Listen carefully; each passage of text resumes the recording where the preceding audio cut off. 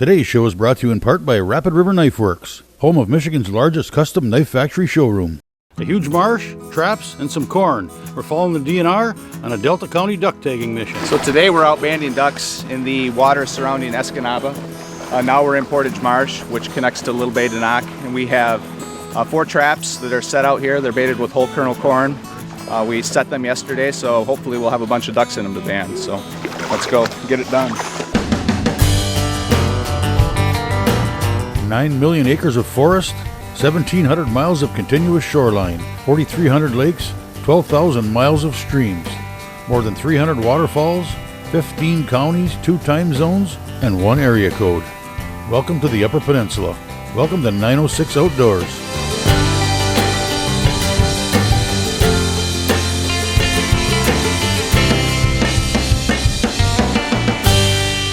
.906 Outdoors is brought to you by Cooking Wild Seasonings. Make it fresh, make it yours. Bird banding is one of the most useful techniques for studying the movement, survival, and behavior of wild birds. Virtually all species are or have been banded. Currently, 1.2 million birds are banded and 85,000 recovered each year. More than 63 million birds have been banded since the beginning of the program in 1902, and 3.5 million have been recovered and reported to banding offices. Millions more have been recaptured or resighted by banders. I had the opportunity to tag along with the DNR on one of their banding missions in Delta County. All right, so we're out here banding ducks in Portage Marsh today.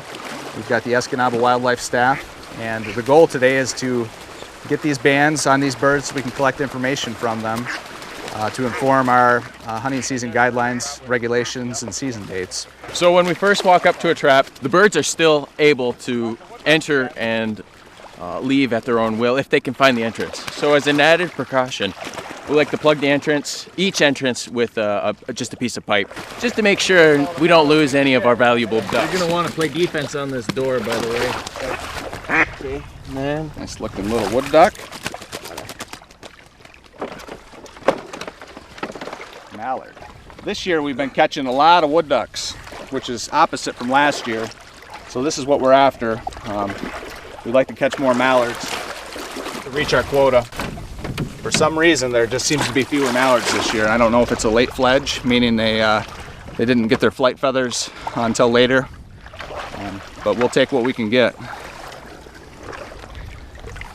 Nice little juvenile male. Sometimes we run into birds that have a band on them from previous years, but we haven't seen too many this year. We always band the birds on the right leg, so when we see them, of course it's a 50-50 chance, but if we see a band on the right leg, we automatically assume it might be one we banded before. I recognize that series. It's probably one of our birds from last year. Looks like a nice hen mallard. We'll put her back and record that number later. We always go around the trap afterwards and comb the edges. It's possible for a bird to maybe tangle itself, and we don't want that, of course. Male, looks like a hatchier. Most of the birds we catch are hatchier birds, meaning they were hatched usually in June. So it takes about 9 weeks for them to get their flight feathers. That's why the majority of the birds we catch are juveniles. They're not really that smart, so they go into the traps pretty readily. This is actually an after hatchier bird, which is, we do get some, but not a lot. Meaning this bird is at least a year old or older. 46? Yep. All right, here you Fly, go. he'll fly.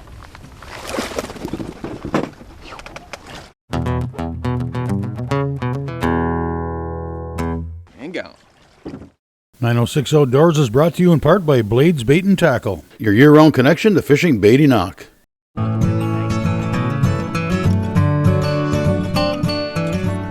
Now we're doing the wood ducks. Yep, these guys have a little bit smaller legs, so we put a smaller band on them. Of course, you want the bands to fit just right on their legs so they don't slip off, but so they're not so tight that so the birds have issues. So these fit just right on their legs.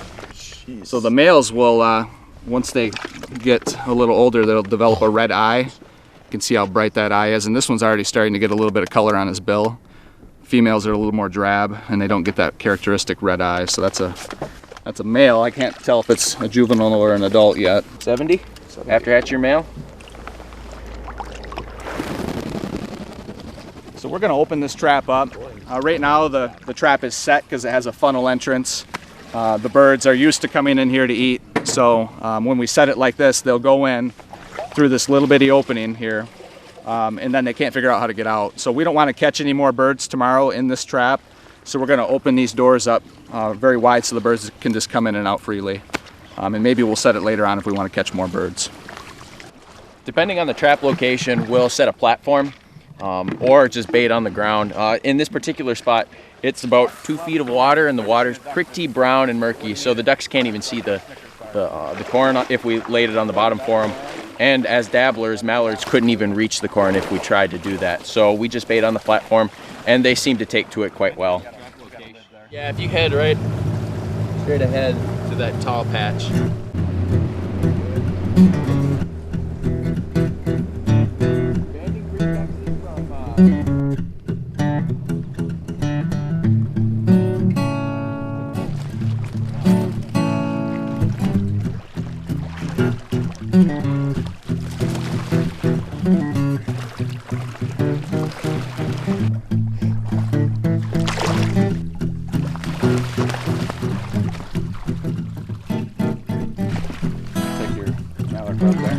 There's definitely a lot more wood ducks than we expected this year. We're going to have no problem reaching our wood duck quota of 100 birds here.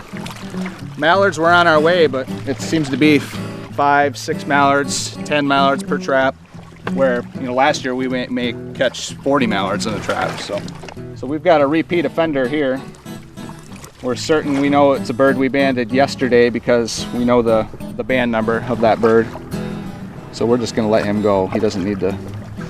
He doesn't need to participate, so Yeah, he can just we'll probably right probably catch him again tomorrow. So well, it's actually a lady. So see you later.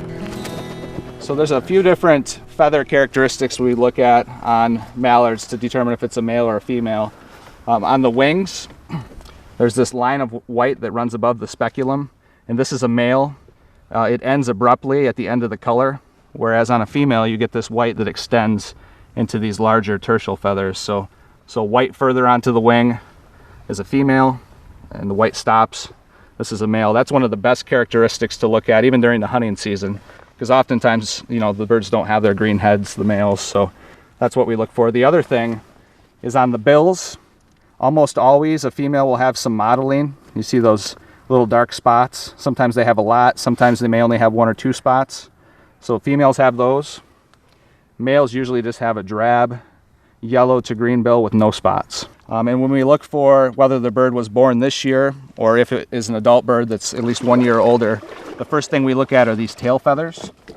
And if you can see just on the very terminal ends, there's a little V-shaped notch.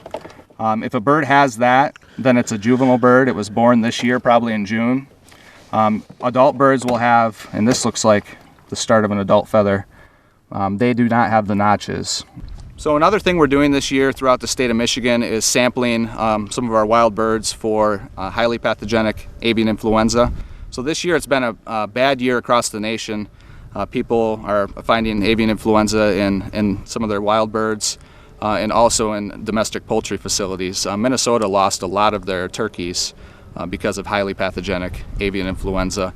And actually in Michigan earlier this spring, we had some Canada geese that tested positive for highly pathogenic avian influenza in Macomb County. So we're trying to sample these birds this year, try and figure out, is highly pathogenic avian influenza still circulated in wild birds, and if it is, where at? Because those are 2 pieces of information we need in order to be able to manage this disease if it's still out there on the landscape. So here's how we sample a bird. We use these sterile swabs. Make sure we're wearing our gloves. And we swab the bird in its oropharyngeal cavity, which is a fancy word just to say in its mouth. So we get in here with this swab. All right, and we'll put that swab in a vial that contains media. We also swab the bird in its cloaca to detect any virus that's being shed in the feces. And that swab's ready to go in the vial, and we're all set now. That bird's been sampled. We'll be able to tell if it was infected at this given time. And we're sampling 50 birds in the UP region and quite a few more birds downstate, again, just to see if this virus is still present on the landscape. Another thing to mention is The virus this year, it's the subtype, has not shown the ability to infect humans. So it's not really much of a human health and safety concern, although like I mentioned earlier, it does affect wild birds and certainly domestic poultry facilities. So it's important to get a grasp on if it's present on the landscape.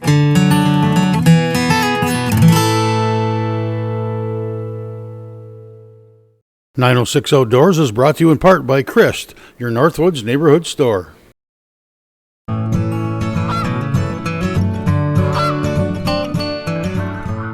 Each year, different regions of the state receive a duck and goose banding quota, and it's important that we reach these banding quotas because we get some very valuable information from them.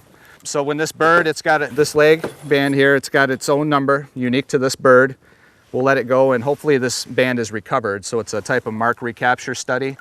And what it gives us is an estimate of harvest rates and survival rates. And those two things allow us to make educated decisions during our guidelines for our duck and goose hunting seasons. So we want to make sure that we make decisions that are sustainable. We don't want to over-harvest birds during the hunting seasons. And so that's why we're doing this effort today. It's very important to give us information that we need. That's a good one to keep out, huh?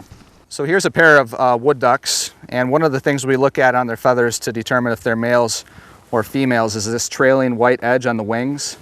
So a female will have these nice teardrop white shapes. You can see those, as opposed to a male who just has straight white lines on the trailing edge of his wings. So female, and this is a male. Similar to mallards, what we look at to see if they were born this year or if they're 1 year or older, we look at the tail feathers again.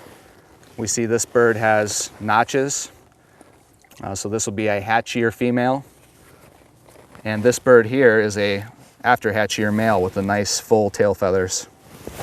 So pretty simple to tell them apart as well.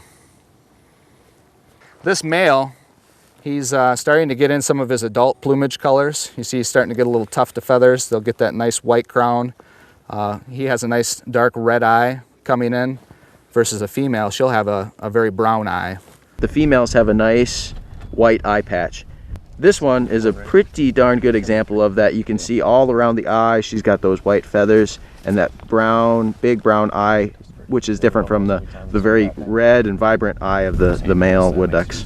There's always a recorder. I've had the job lately just because kind of what's been working. So when we record, we're recording the band number, the age and sex of the bird, and then the location. So for example, like portage, we have 4 traps out here, so it's just portage 1 through 4. You know, we're coming back day after day, and we just mark the location, and then later we come in and we mark the latitude and longitude, and all that is sent into the banding lab so that they can use this data to, like Dusty had said earlier, to come to, you know, regulations, season dates, season lengths. Sometimes when they're really, really ornery, you can tuck their head under their wing. It makes it a lot easier to handle the birds. They're a little calmer and it's a lot less stressful. Some of the specimens that we get, the plumage doesn't really give us a good indicator of sex. So we have to investigate a little further to see whether or not the bird is a male or a female. Yep, hatch year male. So Dusty was looking for the reproductive organs on that bird and came to the conclusion it's a male. 74. That looks like an after hatch year. Wait, is that it? It is. After hatch year. Okay, good. After hatch year female. Get out of here. So most of our duck quota that we have to catch here in the UP region, it's all dabbling ducks. 83 ready to go, hatch year female. And so dabbling ducks include like mallards, wood ducks, teal. Those are birds that you see in the ponds that tip up to feed. And they just reach their necks down, and they usually feed in shallow water, so they don't really dive to get their food. So we also have a group of birds that we call diving ducks, such as redheads or bluebells, where they are typically a more open water bird, where they actually dive down, sometimes really deep water to get their food. So that's the difference between your dabbling ducks and your diving ducks. Okay. So when we bait the ducks, we have to actually stop baiting them on August 21st. We can't have corn anywhere near the water within 10 days of the first duck or goose season. So this year we have an early teal season that starts on September 1st, and then early goose season as well. So we're going to leave this trap set, probably come out tomorrow and band. We had a decent number of mallards in the trap, which is what we're looking for now. So it'd be nice to catch more here tomorrow.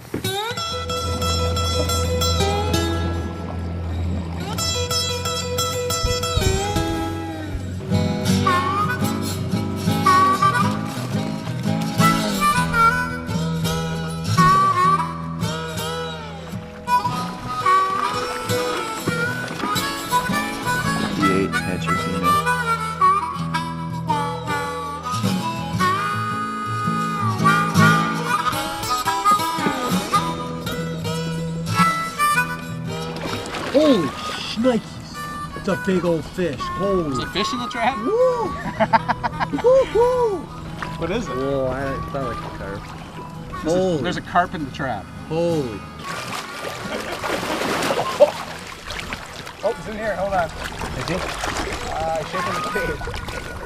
Get him? Yeah, box him in there. I can't help you from here. He's right in the corner there. Just go slow. Oh, I got him. So we just finished checking this duck trap and found that there's a big carp in the trap. So we're trying to trying to get him out of the trap. I got him now. You never know what you're going to find in these traps. We have deer that visit these traps, sandhill cranes, geese are a problem, and apparently carp can be too. So we're going to get him out of this trap. Send him out. Get him out of here. There he goes.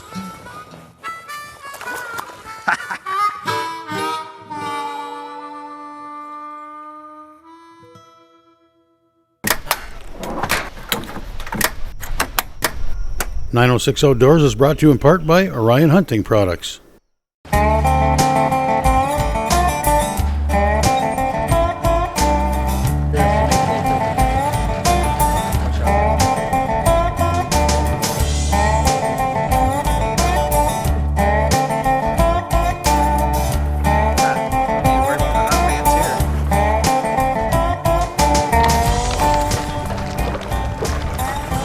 That one's not a recap. That one's a recap. So here we have a floating trap. We construct these and put them in areas where the water is too deep to feed ducks off the bottom. And we didn't do any of these last year. And Don Avers, kind of the waterfowl specialist for the Michigan DNR, brought up the idea of making these. So Dusty and Caleb made this trap plus another one we have on the Cedar River, and we put these out. It's pretty simple. It's 3/4 inch plywood with 2-inch insulation foam below it, and it floats. And how these trap doors work, you can see it's baited with corn on the inside, and then we do put a little bit of corn on this outside of the trap part of the trap to try to get them to get on, and then they have to scoot through. And you can see it's kind of a flip trap door. It just pretty easily, you know, barely pushing on it, they slip in. There's no way for them to get back out, so kind of once they're in, obviously the goal of the trap. An important thing to point out about this is we had, for about a week and a half, we had this open. So this top netting that you see on here, we had it folded back to one side, and we baited with corn on this, and we had these trap doors wired up so that they could go in and fly out freely, but it got them comfortable with the design, with the floating trap. We have a door on the side to get them out, and we take this floating crate and just quite simply zip tie it to the side with this open here, and you just kind of corral them in, and they go to the corner, and here they are. They're kind of ready to, you know, be taken out and banded. So that's a floating trap design, a good area for where the water's too deep to feed them off the bottom. And it worked pretty good. We caught 27 wood ducks out here yesterday. As you can see, we only got 3 today, but I think it's because we fooled them all yesterday and they didn't get fooled again. Yeah, so every year the Michigan DNR bans geese as well as mallards and wood ducks, so we have quotas for those birds, but we'll ban anything that we have the right size band for that's a duck. Sometimes we ban teal, gadwalls, widgeon, redheads, anything that we get in the trap. If we have the right band, we'll put it on it. So this is a size 7A band that we put on our mallard ducks. And if a hunter encounters this band on a bird, he can pull it off the bird and call this 1-800 number on here and report this number. This number is unique to that bird only, and then a hunter would receive the information from that bird, species, age, and where the bird was banded. And that's the mark recapture aspect of what we're looking for to get information back from that bird if a hunter harvests it. So they just read the number over the phone. That's what we're looking for. Well, that's it for tonight. If you'd like to keep tabs on what's coming up on Discovering or see where we've been, you can join us on Facebook or go to 906outdoors.com. I'll leave you with a look at the peacefulness of Portage Marsh.